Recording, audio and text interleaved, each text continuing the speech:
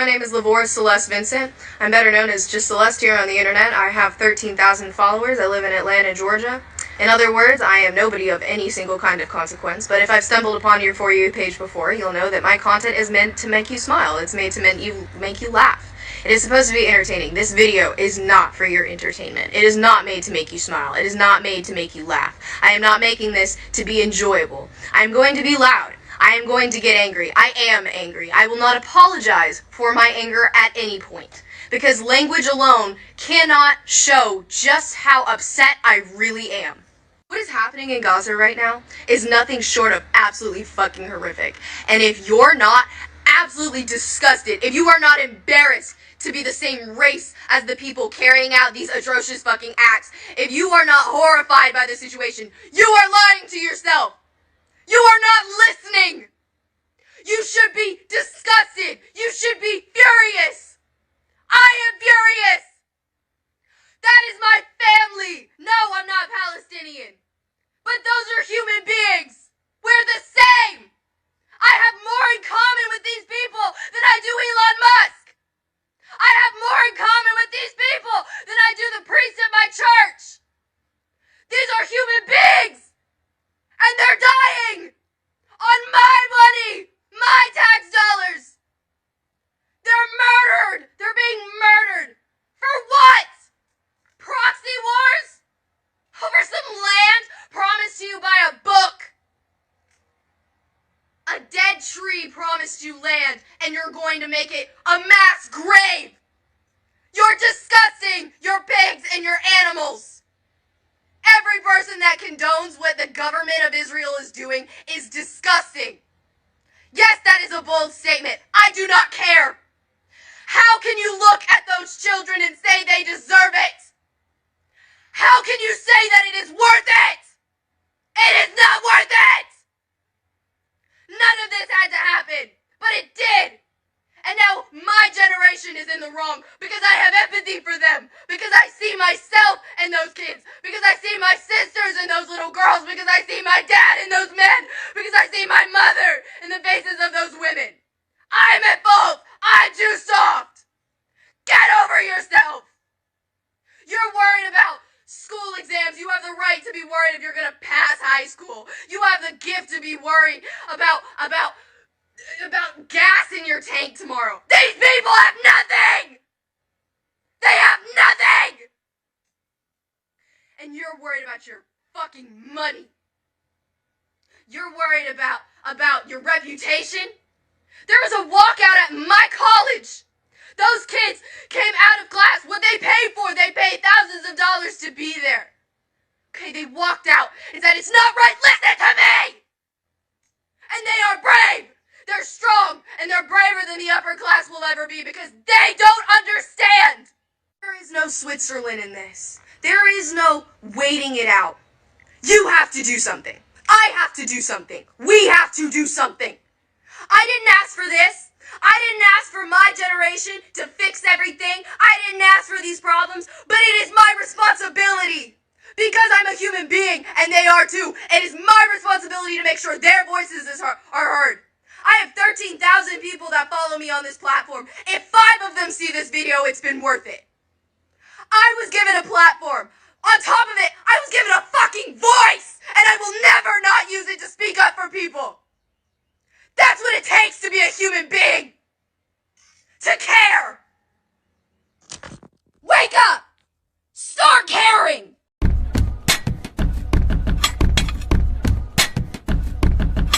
Sahabat, Assalamualaikum warahmatullahi wabarakatuh. Waalaikumsalam warahmatullahi. Saya ngobrol-ngobrol lagi, bincang-bincang dengan Bang Tigor Sihite. Beliau adalah pengamat tentang Palestina. Jadi kita mau bincang-bincang lagi nih Bang Tigor. Ya. Tentang masalah Palestina ya. Waktu itu kan kita sudah bicara ya, bincang-bincang tentang kemungkinan negara Israel akan lenyap pada tahun 2038. Ya. Beberapa alasan kita telah sampaikan, antara lain bahwa sekarang di Israel itu sebagai negara yang LGBT-nya sangat meluas ya. Iya. Dan kemudian dalam aspek sejarah juga bahwa Yerusalem atau Palestina itu atau negara Israel itu tidak pernah dikuasai oleh satu bangsa pun, oleh satu pun bangsa di dunia. Karena dari mulai Yahudi, Roma, Islam, Kristen sudah pernah menguasai wilayah itu dan semua bergantian.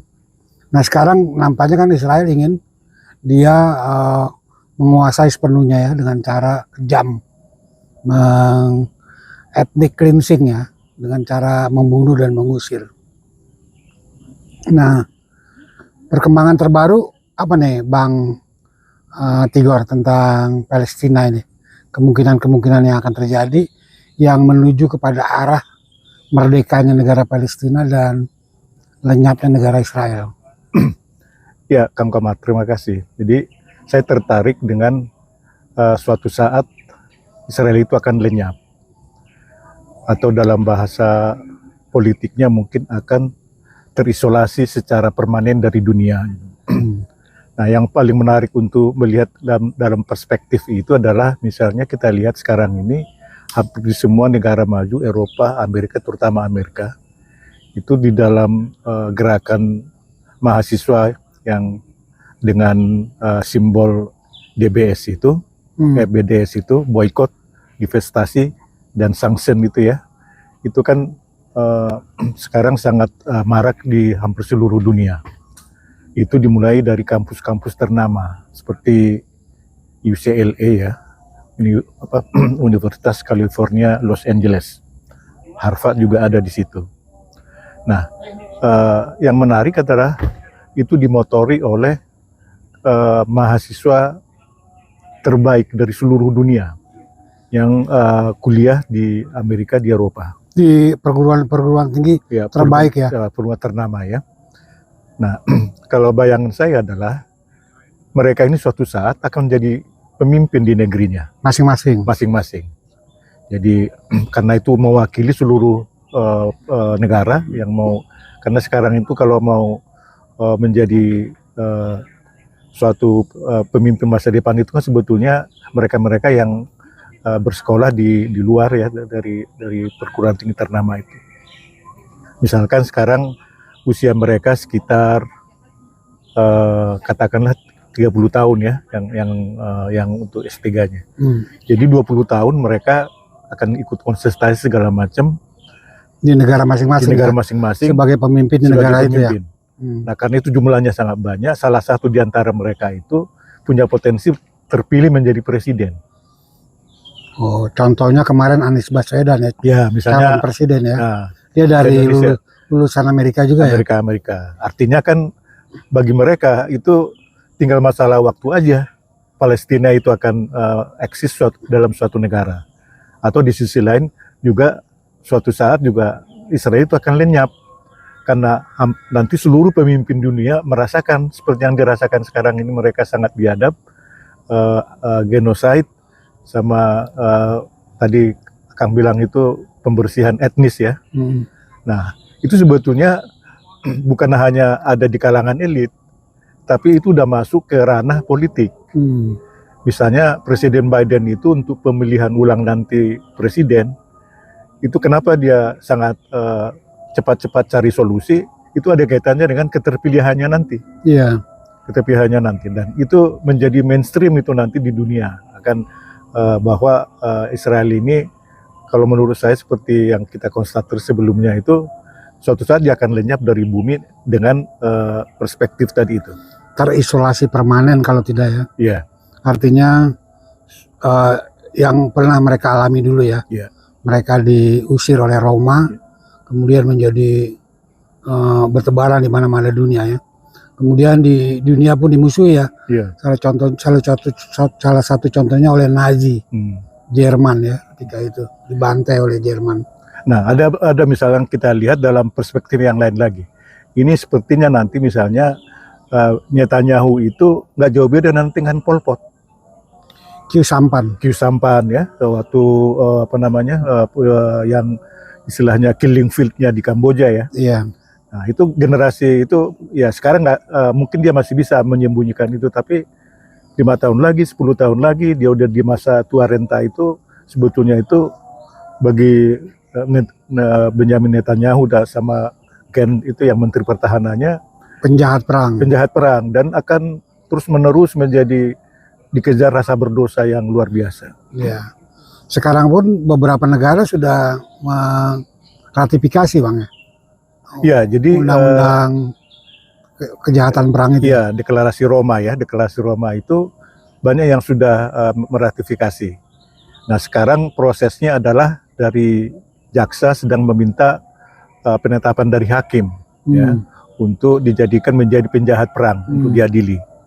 Nah, itu juga secara politik juga itu sangat memukul ya, memukul untuk Israel, dan itu peluang untuk semakin dekatnya kemerdekaan untuk Palestina. Dan beberapa negara sudah menyatakan diri menangkap Netanyahu ya. Ya, betul. Terutama karena dimotori dari Afrika. Ya, jadi ini kan inisiatornya datang dari Afrika ya. Dan kita juga lihat juga perkembangan terbaru kan, beberapa negara itu sudah nggak solid ya untuk mendukung Israel, seperti Prancis. Ini baru saja kita dengar mereka sedang memperbincangkan dengan Arab Saudi, Mesir, Jordan untuk dua negara sebagai solusi untuk Israel Palestina. Karena Israel itu kayaknya tidak membaca isyarat dunia ya. Dunia kan sudah ada terjadi perubahan ya. Tidak ada pembantaian seperti zaman dulu kan. Iya. Kalau dalam perang salib itu kan dulu pembantaian terjadi. Tapi waktu itu kan wajar ya. Karena era itu kan namanya disebut abad penaklukan. Abad penaklukan itu kan abad sekitar 500 sampai 1800-an disebut abad penaklukan. Karena masing-masing negara ingin menaklukkan negara yang lainnya, termasuk kolonialisme kan. Nah, setelah itu kan udah nggak ada lagi ya. Ya, tapi sebetulnya juga ada perkembangan teknologi informasi, jadi sangat mudah bagi masyarakat untuk mengakses informasi yang tentang kebrutalan Israel. Iya. Jadi dalam kurun waktu jam itu semua pasti bisa sangat cepat viral, dan itu sangat menggugah hati nurani manusia gitu. Dan itu sebetulnya juga hukuman sosial untuk bangsa Israel. Dan kayaknya juga ini boikot produk-produk Israel juga efektif juga ya kayaknya. Iya. Ya, jadi kita baru saja melihat misalnya banyak masyarakat itu sangat concern terhadap boikot itu. Dan sebetulnya juga bukan hanya di negara Muslim, ya. Di negara Amerika aja kan mereka kalau ada BDS itu kan D-nya itu kan divestasi. Nah, divestasi ternyata perguruan tinggi Amerika itu menginvestasikan semua dana abadi itu yang jumlahnya miliaran dolar itu di perusahaan-perusahaan Israel. Nah, salah satu tuntutan dari mahasiswa itu supaya dilakukan divestasi. Kalau itu dilakukan, itu akan sangat memukul ekonomi Israel karena itu jumlahnya puluhan miliar dolar itu. Jadi banyak faktor yang menyebabkan nanti Israel itu akan lenyap dengan sendirinya ya. Betul. Apa kira-kira menurut penilaian Abang ini tentang fenomena hari ini tentang Israel, Bang?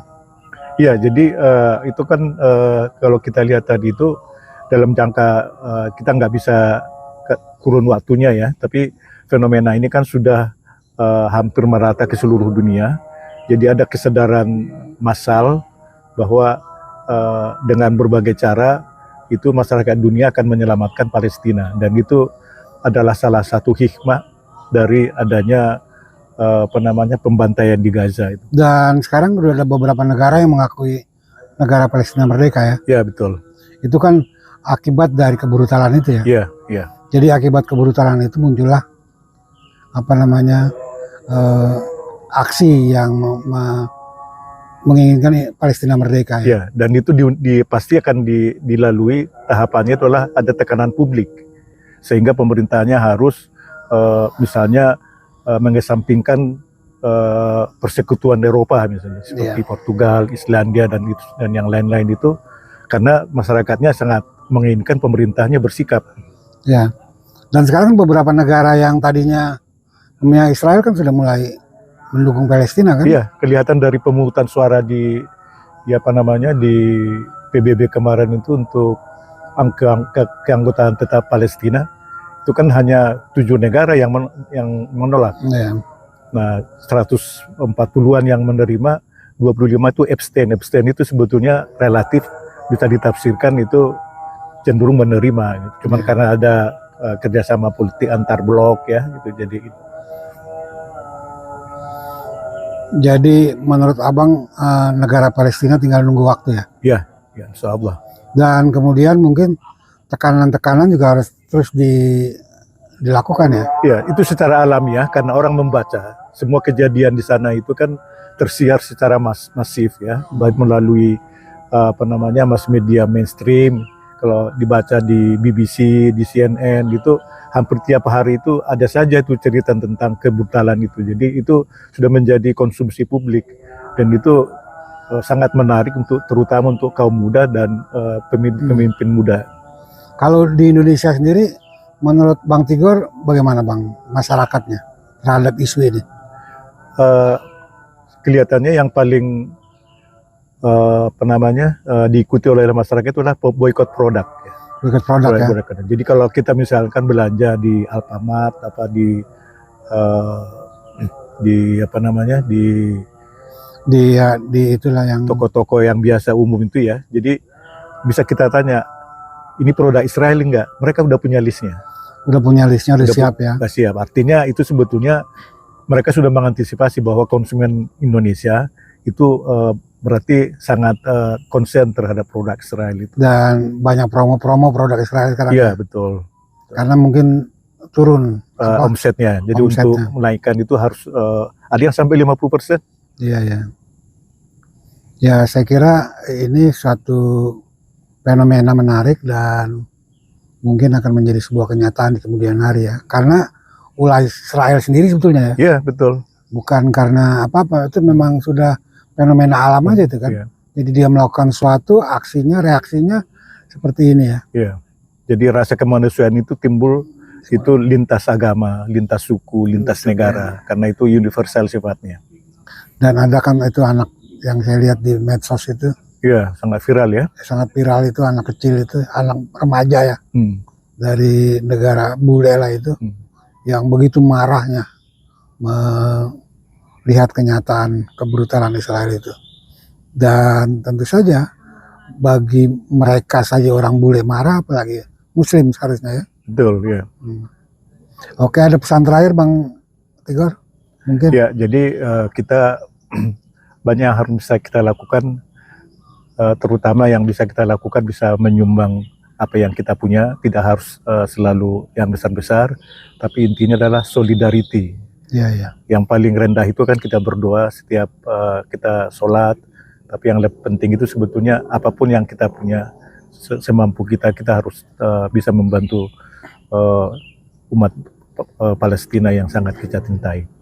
Ya, baik, terima kasih Bang Tigor, kita sudah bincang-bincang, mudah-mudahan nanti ada perkembangan baru kita bincangkan lagi Bang Tigor ya. Oke, terima kasih Kang Komar. Oke, makasih Bang Tigor.